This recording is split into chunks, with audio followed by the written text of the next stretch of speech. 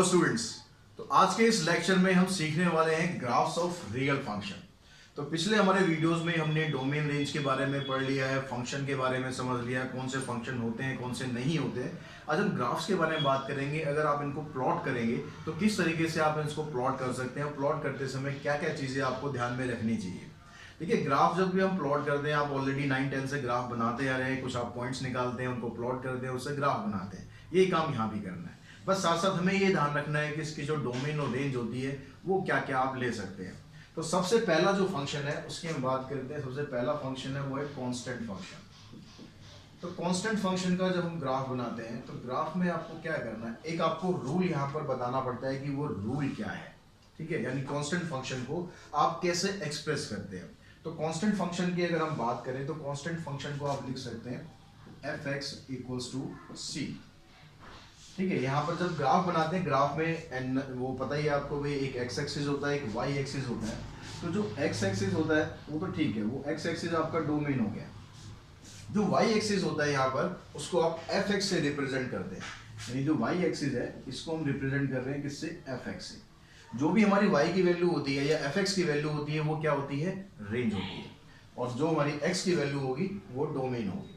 अब यहाँ पर अगर आप देखोगे कि जो अगर आपके पास ये फंक्शन है, इस फंक्शन में देखो डोमेन और रेंज, वो आपको दो चीज और फाइंड करनी है।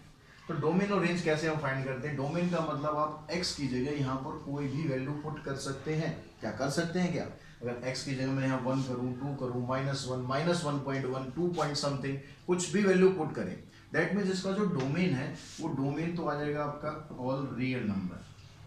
लेकिन इसकी जो रेंज है वो रेंज क्या आएगी। अब यहाँ पर आप समझो, आपने यहाँ पर x की कोई वैल्यू पुट करी, यहाँ पर कुछ चेंज होगा क्या। ये c क्या है, c यहाँ पर क्या है, कांस्टेंट। ठीक है, where c is a constant. आप इसमें a भी दिखा सकते हो, b के कुछ भी दिखाओ, लेकिन वो कांस्टेंट वैल्यू है। तो जब यहाँ पर आपने x की कोई वैल्यू पुट करी, मान लो 1 पुट करी, तो इस कांस्टेंट वैल्यू पे कुछ फर्क पड़ेगा क्या। आपने ग्राफ बनाए होंगे 9th क्लास में कुछ इस तरीके से, fx या fx की जगह मैं यहाँ लिखूँ y इक्वल्स टू 2।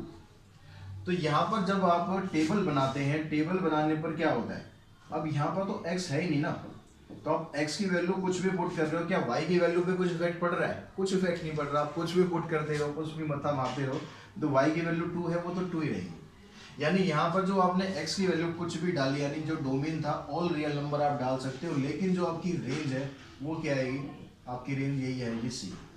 यानी जो आपकी कांस्टेंट वैल्यू है, अगर 2 है तो 2 आएगी, 5 है तो 5 आएगी, 6 है तो 6 आएगी।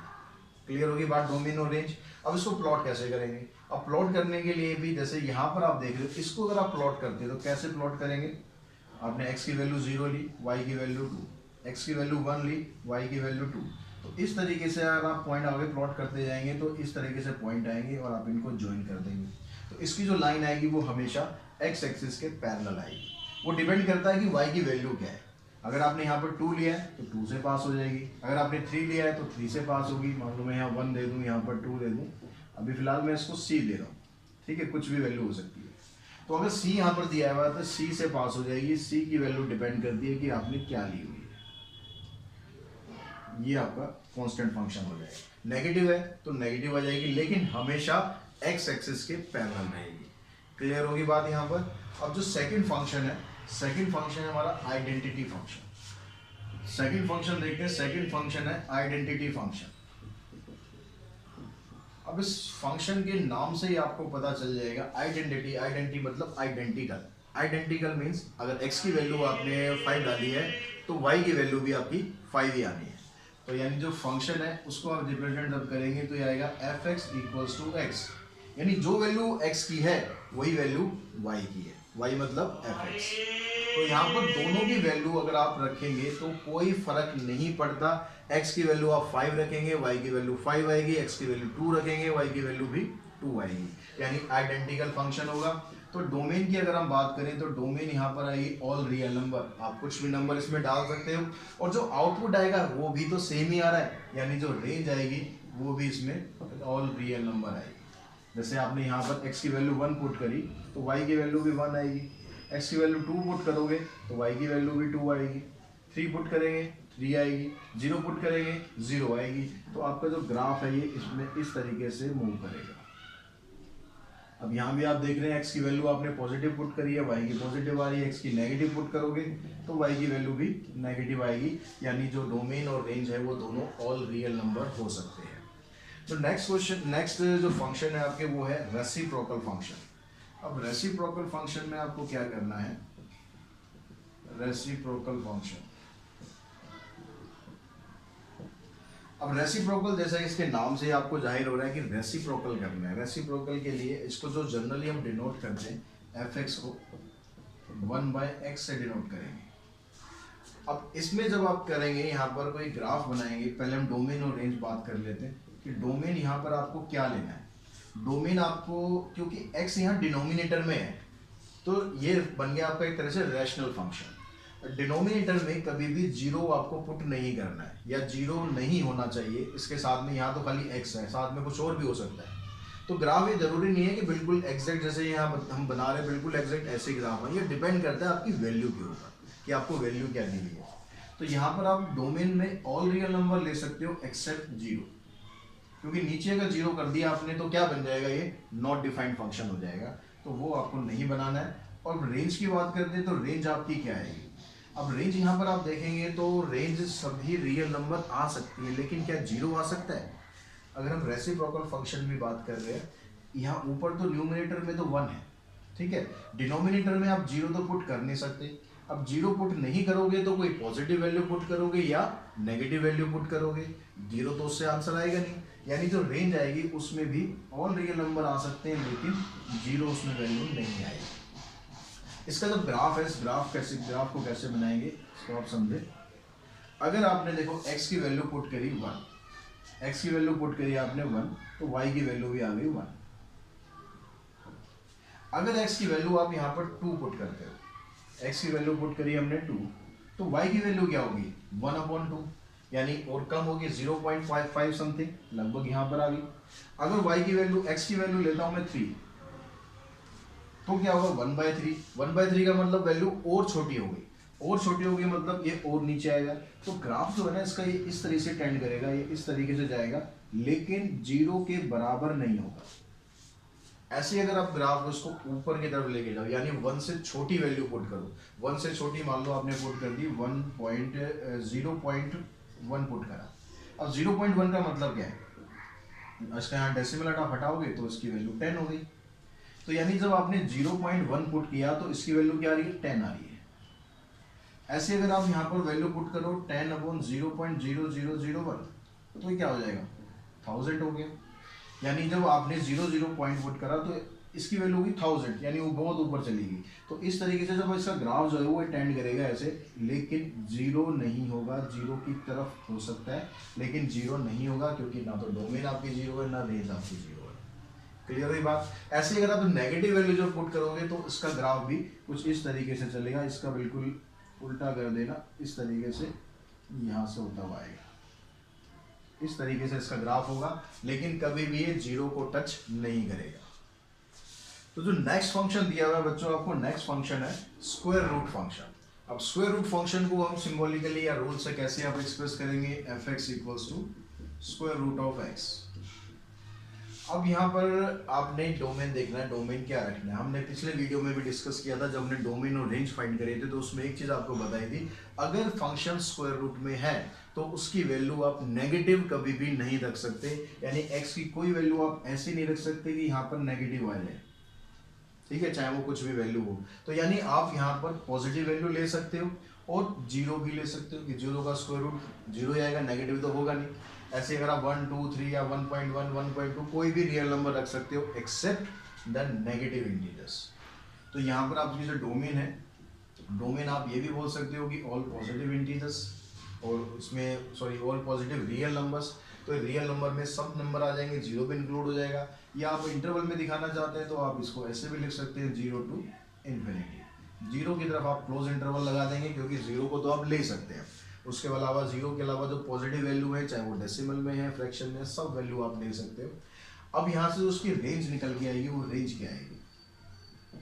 अब क्योंकि आप यहाँ नेगेटिव वैल्यू तो रख ही नहीं रहे हो, तो स्क्वायर रूट फंक्शन है तो वैसे भी वो नेगेटिव तो हो ही नहीं सकता, यानी इसकी भी मिनिमम वैल्यू जीरो होगी और मैक्सिमम वैल्यू इसकी भी इन्फिनिटी होगी, यानी ऑल पॉजिटिव रियल नंबर।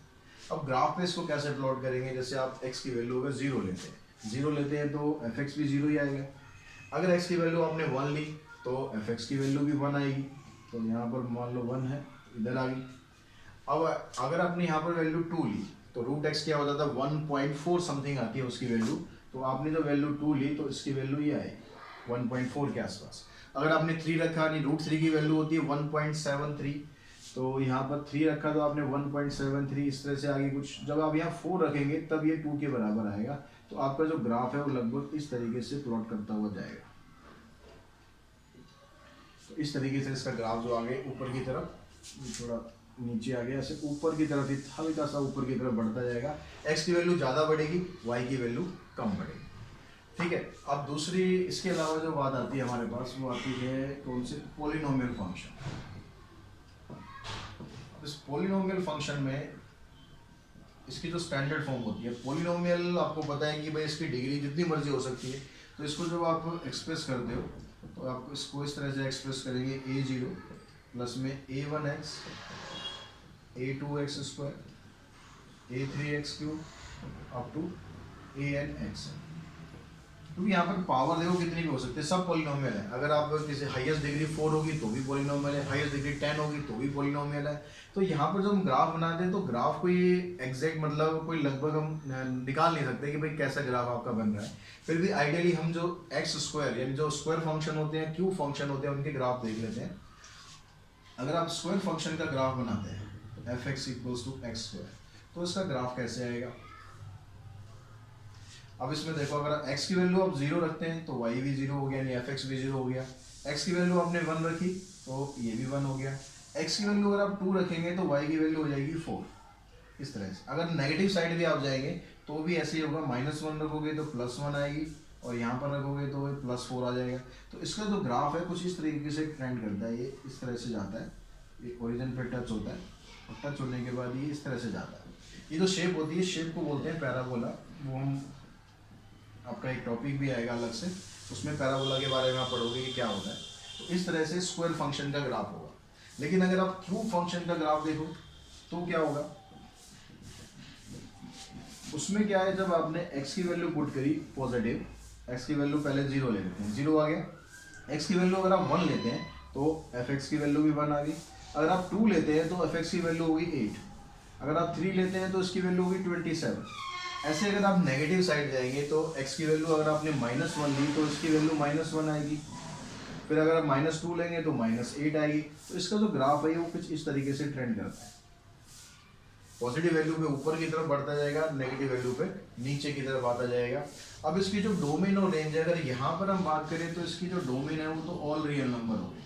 आप यहाँ कुछ भी नंबर पुट कर सकते हो, सभी से आपका आंसर निकल रहा है। ठीक है, आप x की क्या वैल्यू डाल सकते हो, सब कुछ डाल सकते हो। लेकिन जो आपका आंसर आ रहा है, क्योंकि देखो ये ऊपर की तरफ ही है सारा, यानी जो y की वैल्यू है वो पॉजिटिव आ रही है या फिर 0 आ रही है। तो जब रेंज की हम बात करेंगे तो यहाँ पर सिर्फ पॉजिटिव रियल नंबर आ रहे हैं, या आप वही कह सकते हो कि 0 से इन्फिनिटी तक आ रहे हैं। अगर हम यहाँ पर बात करें, यहाँ पर जो आप डोमेन दे रहे हो वो ऑल रियल नंबर है, और जो रेंज आ रही है वो भी ऑल रियल नंबर ही है।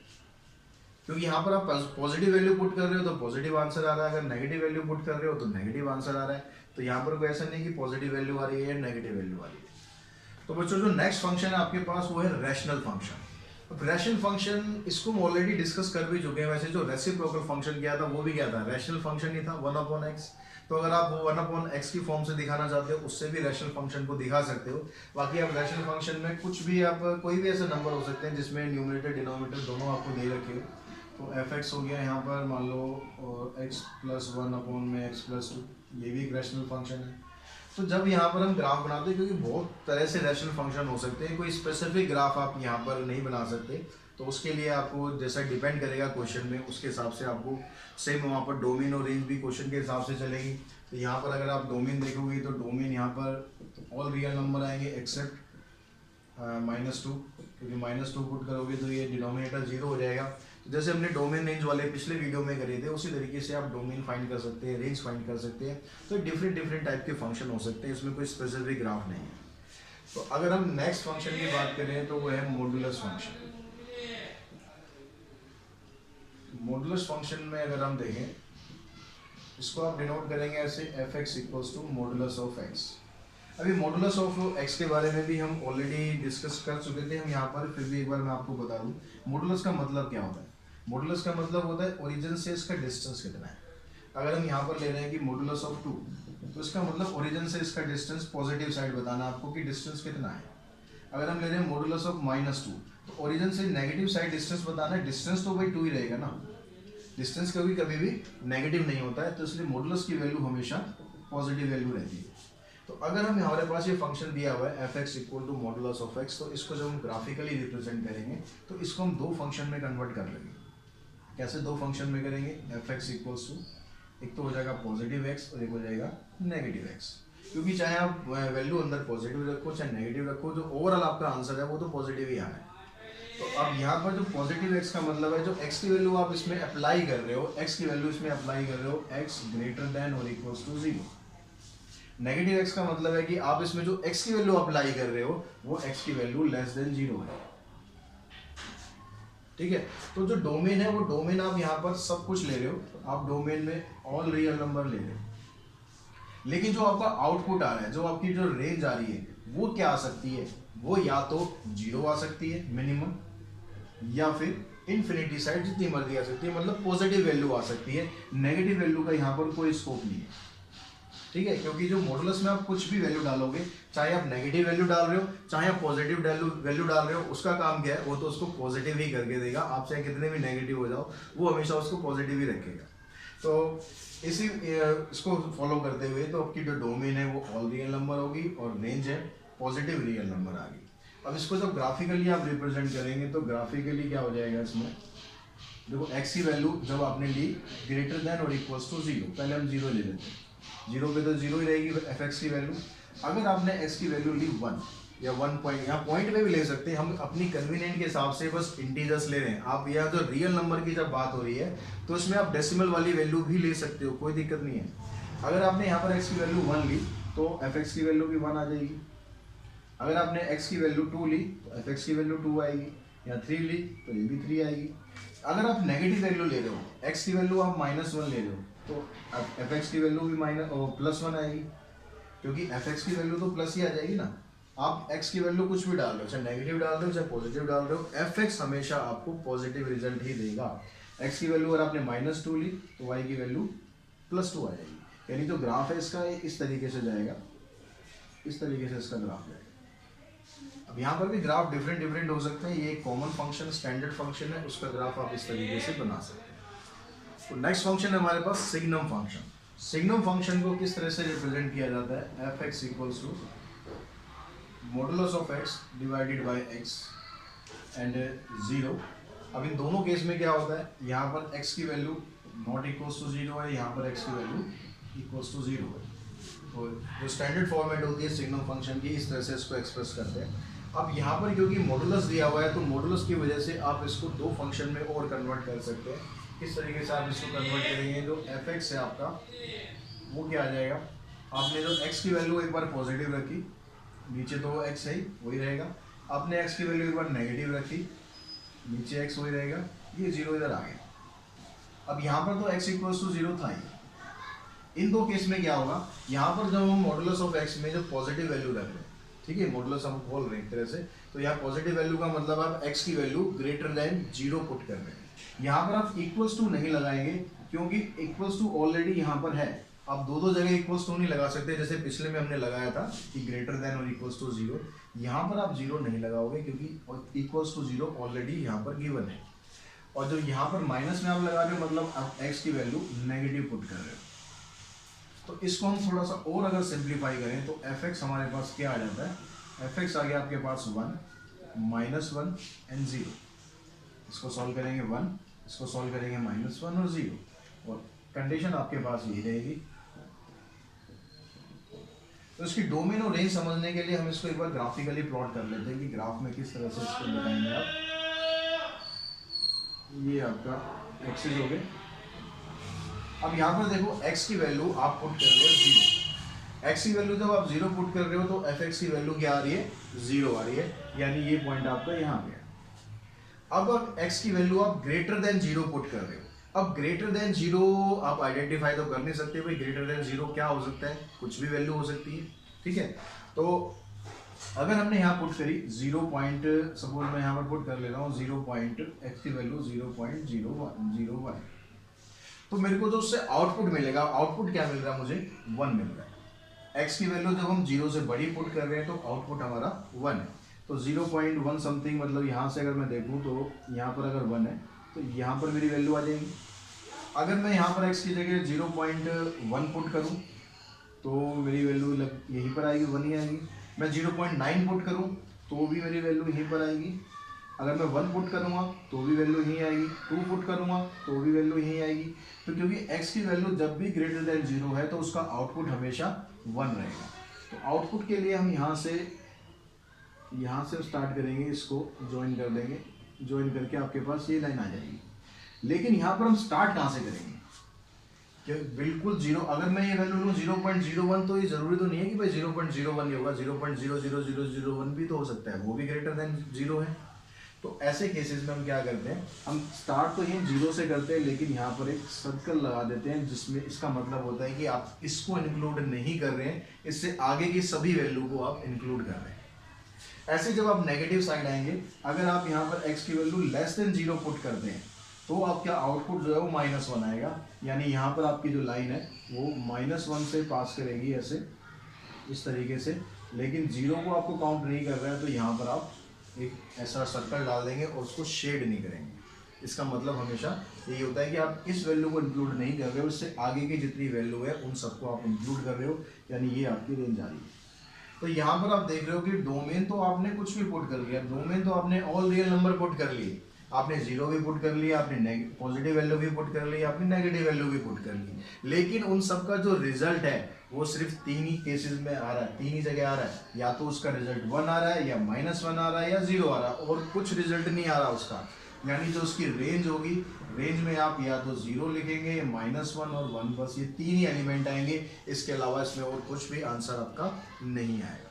तो बच्चों नेक्स्ट जो फंक्शन है आपका वो है एक्सपोनेंशियल फंक्शन। एक्सपोनेंशियल फंक्शन क्या होता है, नॉर्मली आप इसको जो डिनोट करते हैं f(x = a⁻x), इससे डिनोट करते हैं। यहाँ पर जो a होता है ये कांस्टेंट वैल्यू होती है, where a is any constant and a is always greater than equals to 1, sorry greater than 1, not equals to। क्योंकि अगर ये इक्वल हो गया, suppose if a equals to, मैं अगर 1 ले लेता हूँ, a equals to 1 होने का मतलब है कि जो f(x) की वैल्यू है वो हो जाएगी 1⁻x, और 1 की पावर आप कितनी भी पुट कर लो तो उसकी जो वैल्यू है वो तो 1 ही रहेगी। यानी आप यहाँ पर डोमेन कुछ भी पुट करो, जो आपका आंसर है वो 1 ही रहेगा, यानी एक कांस्टेंट फंक्शन बन जाएगा। तो ये एक्सपोनेंशियल फंक्शन नहीं बनेगा, कांस्टेंट फंक्शन बनेगा। तो इसलिए जब ये एक्सपोनेंशियल फंक्शन हम डिनोट करते हैं तो साथ में ये कंडीशन जरूर फॉलो करते हैं कि जो a की वैल्यू है वो ग्रेटर देन 1 हो सकती है, ठीक है, या फिर 0 से 1 के बीच में भी हो सकती है, वो भी हम डिस्कस करेंगे। अगर ये ग्रेटर देन 1 है तो इसका जो ग्राफ है, इसको ग्राफ को समझने के लिए मैं यहाँ पर कोई कांस्टेंट वैल्यू ले लेता हूँ, उससे आप इजीली समझ पाएंगे कि जो f(x) है, मान लो सपोज आपके पास आ गया 2⁻x। अब इसका जब हम ग्राफ प्लॉट करेंगे तो देखिए ग्राफ इसका किस तरह से जाएगा। अगर आपने x की जगह वैल्यू पुट करी 0, अगर x की जगह आपने 0 पुट किया तो f(x) हमारा क्या है, f(x) तो 1 ही आएगा।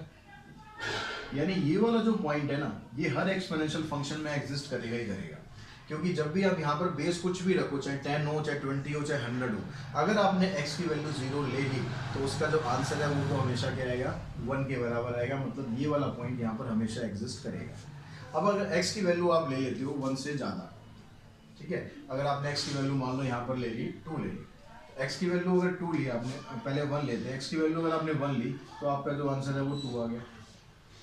अगर x की वैल्यू आपने यहाँ पर 2 ली तो इसकी वैल्यू आ जाएगी 4। अगर आपने x की वैल्यू 3 ले ली तो इसकी वैल्यू आ जाएगी 8। तो यहाँ पर देख रहे हो कि बड़ी तेज़ी से f(x) बढ़ेगा। तो अगर आपने x की वैल्यू आप कम बढ़ाएंगे, लेकिन जो f(x) है वो बड़ी तेज़ी से बढ़ेगा।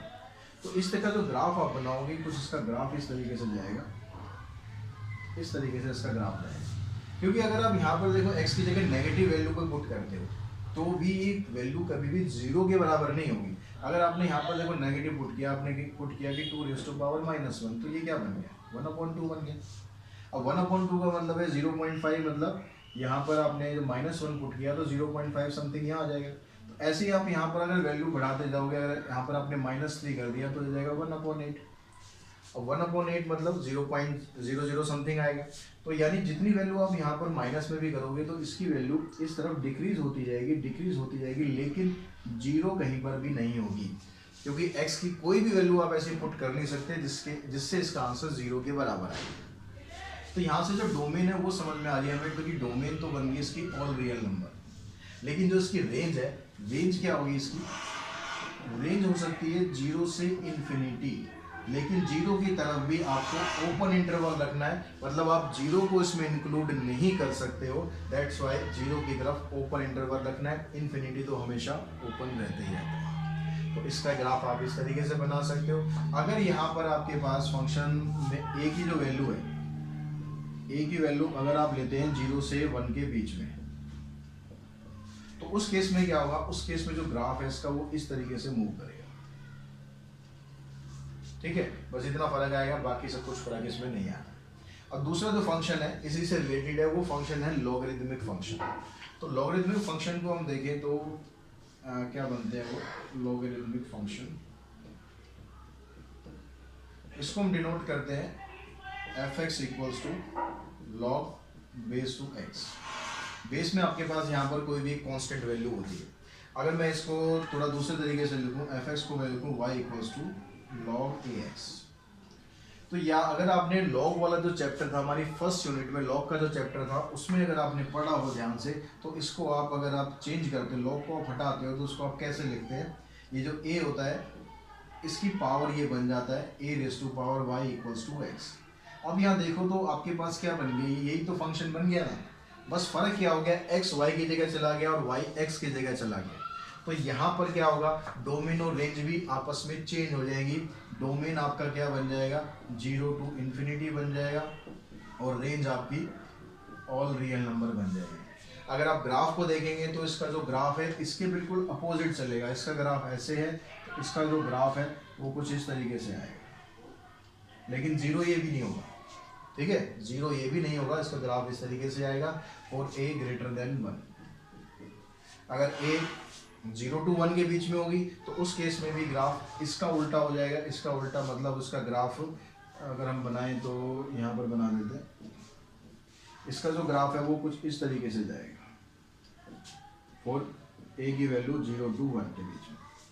तो नेक्स्ट फंक्शन है बच्चों आपका ग्रेटेस्ट इंटीजर फंक्शन। बहुत इंटरेस्टिंग फंक्शन है। इसमें क्या कहता है? इसको आप रिप्रेजेंट करते हैं इस तरीके से, fx इक्वल्स टू, इस तरह की क्लोज ब्रैकेट लगाते हैं। अभी क्लोज ब्रैकेट यहाँ पर क्या रिप्रेजेंट कर रही है? This denotes greatest integer less than और इक्वल्स टू x। यानी यो ग्रेटेस्ट इंटीजर आपको पिक करना है जिसकी वैल्यू x के इक्वल है या उससे छोटी है। तो जैसे हम इंटीजर से स्टार्ट करते हैं। अगर हमने यहाँ पर कोई इंटीजर पुट किया, मान लो 1 पुट करा, तो आपको यहाँ पर वो इंटीजर देखने हैं जो 1 से छोटे हैं। ठीक है, लेस देन और इक्वल्स टू x। तो 1 से छोटे कौन से इंटीजर हो सकते हैं या उसके बराबर कौन से हो सकते हैं? तो बराबर से अगर स्टार्ट करें तो 1 हो गया, उससे छोटे इंटीजर्स आएंगे तो क्या हो गया? 0 हो गया, -1 होगा, -2, -3, इस तरह से बहुत सारे इंटीजर हो गए।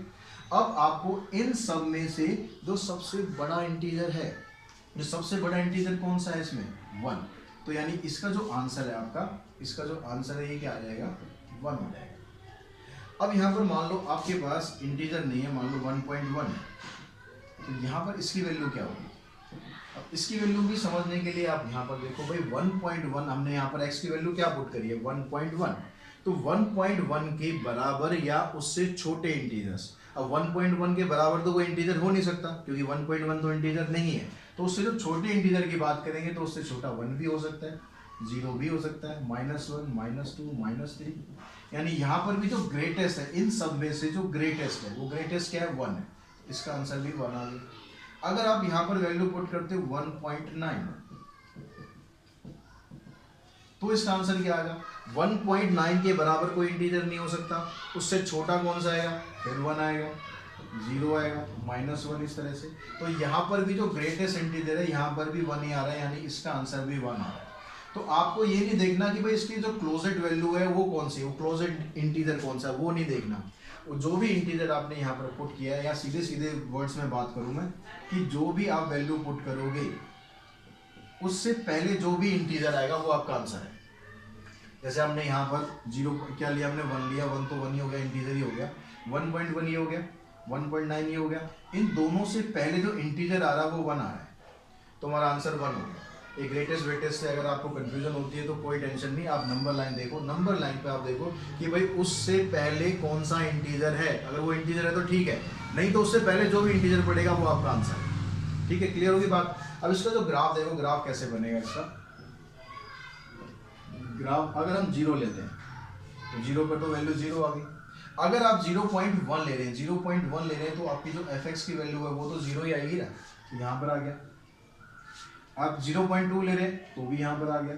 तो ऐसे करते करते करते करते आप यहाँ पर जो 1 है, अगर आप 1 लोगे तो आपकी वैल्यू चेंज हो जाएगी, अब 1 आ जाएगी। अगर आपने 1 लिया तो आपकी वैल्यू चेंज होगी, 1 आ गई। तो आप यहाँ से यहाँ तक जब दिखाओगे तो 0 की तरफ तो सॉरी 0 की तरफ तो डार्क शेड हो जाएगा, लेकिन 1 की तरफ ये शेड नहीं करना आपको, क्योंकि जब 1 आपने इसकी वैल्यू ली तो आपकी fx की वैल्यू चेंज होगी, 1 होगी, ये एकदम जंप करेगा यहाँ पर। अब यहाँ से देखो 1 से आप स्टार्ट करोगे और 1.1 यानी 1.9 तक की जितनी भी वैल्यू है सभी का आंसर क्या आएगा, 1 आएगा। तो उसकी जो लाइन आएगी वो इस तरह से आ जाएगी। 2 पे आने के बाद यहाँ पर ये दिखाएंगे आप, और ये सीधा 2 पे जंप कर जाएगी। जब आप x की वैल्यू 2 रखेंगे तो आपकी fx की वैल्यू भी 2 आ जाएगी। फिर यहाँ से आगे चलेगा ये, और 3 पे जाने के बाद फिर ये ऐसे शो हो जाएगा। तो ऐसे यहाँ पर अगर नेगेटिव साइड आप जाएंगे तो यहाँ पर भी ऐसे ही होगा कि आपने यहाँ से स्टार्ट करेंगे, 1 को आपने -1 को इंक्लूड करना है, फिर यहाँ 2 पे आके -2 पे आके इसको छोड़ देना है। फिर यहाँ से स्टार्ट होगा -2 से, फिर आगे चलेगा ऐसे। तो इस तरीके से जो स्टेयर्स होती है ना, उस टाइप का इसका ग्राफ बनता है। तो बड़ा इंटरेस्टिंग ग्राफ है इसको पैटर्न बनाने में। तो आई थिंक आपको समझ में आ गया होगा कि किस तरीके से इसके ग्राफ आप बनाने हैं। अब यहाँ पर बात करते हैं हम इसकी एक्सरसाइज की। तो एक्सरसाइज में कुछ क्वेश्चन यहाँ दिए हुए हैं, उनको हम 1 बाय 1 देखते हैं। तो बच्चों एक्सरसाइज में जो आपको फर्स्ट क्वेश्चन दिया हुआ है, ग्रेटेस्ट इंटीजर फंक्शंस है, इसमें आपको x की वैल्यू फाइंड करनी है। अब x की वैल्यू फाइंड करने के लिए जो अभी अभी हमने समझा ग्रेटेस्ट इंटीजर फंक्शन, उसको एक बार दोबारा एक्सप्लेन कर दूं आपको। उसमें क्या बताया मैंने आपको कि आपने कोई भी वैल्यू पुट करनी है। अगर आपने मान लो 3.9 पुट किया है तो जो इसका आंसर है वो 3 आएगा। इससे अगला इंटीजर नहीं आएगा, इससे पहला इंटीजर आएगा। ठीक है, नंबर लाइन पे अगर आप देखोगे 3.9 मान लो ये 3 है, ये 4 है, 3.9 आप यहाँ पर लेते हो तो इसकी जो वैल्यू है वो आपकी 3 आएगी। अगर आपने 3.2 लिया है तो उसकी वैल्यू भी 3 आएगी। ये मतलब था। अब इस चीज़ को आप यहाँ पर समझो कि ये कह रहा है कि भाई ये जो ग्रेटेस्ट इंटीजर है ये 5 के बराबर है, यानी इसके अंदर जो वैल्यू आएगी वो इसके अंदर वैल्यू क्या क्या आ सकती है कि इसकी वैल्यू 5 से बड़ी हो सकती है, 5 से इसकी वैल्यू बड़ी हो सकती है, लेकिन 6 से छोटी ही रहेगी, 6 के बराबर नहीं आ सकती। समझो यहाँ पर ध्यान से, ये कह रहा है कि भाई इस ग्रेटेस्ट इंटीजर की वैल्यू 5 है। जैसे मैं कहूँ कि भाई इनकी वैल्यू 3 है, तो अगर 3 वैल्यू आ रही है तो इसका मतलब ये 3 पॉइंट समथिंग होगा, या फिर ये 3 हो सकता है, उस केस में भी इसका आंसर 3 आएगा। लेकिन 3 ये 4 पॉइंट समथिंग तो नहीं हो सकता, ना ये 4 हो सकता।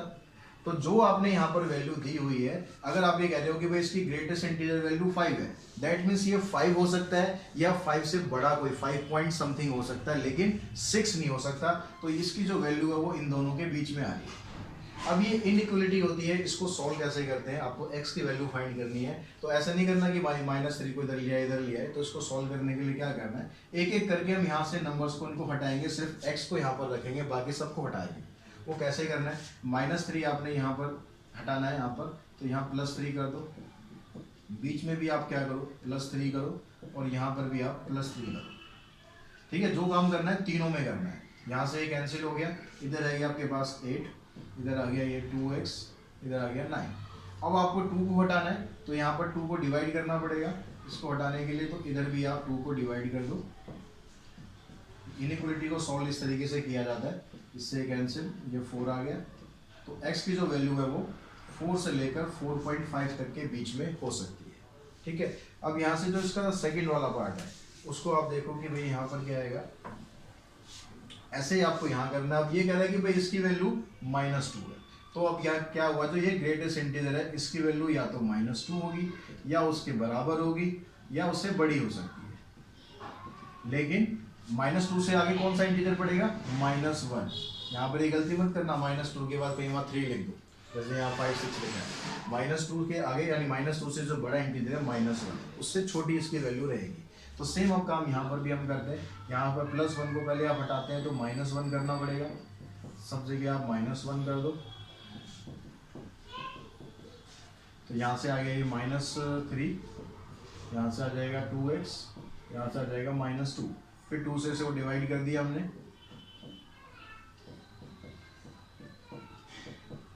इधर से -3/2 रह गया, इधर से कैंसिल हो जाएगा, इधर से -1 हो गया, तो यहाँ +2 का साइन नहीं है। तो x की जो वैल्यू है -3.3/2 मतलब -1.5 से लेकर -1 तक के बीच में हो सकती है। इसी तरीके से आप ये थर्ड पार्ट है उसको भी आप इजीली कर सकते हैं। तो अब यहाँ पर नेक्स्ट क्वेश्चन हम देखते हैं। नेक्स्ट क्वेश्चन में क्या दिया हुआ है, नेक्स्ट क्वेश्चन में कहता है कि fx है, उसकी आपको एक वैल्यू दे रखी है कि fx equals to log, question number second, fx equals to log 1 plus x, log 1 plus x and 1 minus x, ये आपको वैल्यू दी हुई है और शो करना है इसमें fx plus fy is equals to fx plus y upon में 1 plus xy, इसके बराबर आपको प्रूव करना है। अब यहाँ पर देखो fx की वैल्यू तो आपको दी हुई है, fy की वैल्यू नहीं दी है, तो fy की वैल्यू हम कैसे बना लेते हैं, आप x को रिप्लेस कर दो y से, तो ये क्या बन गया log 1 plus y अपॉन में 1 minus y। अब आपको क्या फाइंड करना है, fx plus fy, यहाँ पर देखो आप fx plus fy ये फाइंड करना चाहते हैं, तो इसका मतलब क्या हुआ, इन दोनों को आपको ऐड करना है। log 1 plus x अपॉन में 1 minus x plus log 1 plus y upon में 1 minus y। तो लॉग वाले अगर आपने वीडियोस देखे हो, लॉग वाला टॉपिक अगर आपको ध्यान हो, तो उसमें लॉग की एक प्रॉपर्टी थी कि लॉग की प्रॉपर्टी में क्या होता है, अगर log m plus log n होता है तो इसको हम इकट्ठा करके log mn के बराबर लिख देते हैं।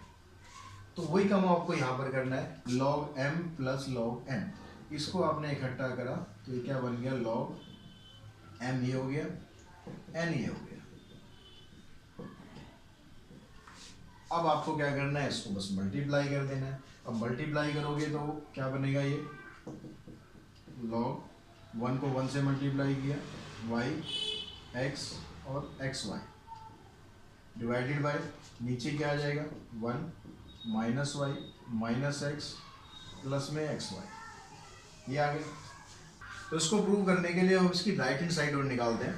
इसकी राइट हैंड साइड देखो क्या आ जाएगी, राइट हैंड साइड में है आपके पास F X plus Y upon में 1 प्लस एक्स वाई। अब इसको अब यहाँ पर रिप्लेस करो, ये आपका एफ एक्स था, एक्स को रिप्लेस किससे करना है, इससे रिप्लेस करना है, इस पूरे से रिप्लेस करना है। तो यहाँ पर आपका क्या बनेगा, ये log 1 प्लस इस x की जगह आपको ये पूरी वैल्यू पुट करनी है, यानी x प्लस वाई अपॉन में 1 प्लस एक्स वाई। डिनोमिनेटर में क्या है 1 माइनस एक्स, तो 1 माइनस एक्स की जगह आपको ये पुट करना है। अब इसको हम सिंप्लीफाई करके देखते हैं कि इसका रिजल्ट इसके बराबर आ रहा है नहीं आ रहा। तो ऊपर आपने एलसीएम लिया, ऊपर एलसीएम लेंगे, एलसीएम में आ जाएगा 1 प्लस एक्स वाई, ये एलसीएम आ गया। इसके नीचे यहाँ कुछ नहीं है तो 1 से आप इसको मल्टीप्लाई करेंगे, 1 plus x y plus x plus y divided by जो डिनोमिनेटर है उसमें भी सेम नीचे डिनोमिनेटर 1 प्लस एक्स वाई है, ये एलसीएम आ गया। इसको यहाँ मल्टीप्लाई करेंगे 1 प्लस एक्स वाई।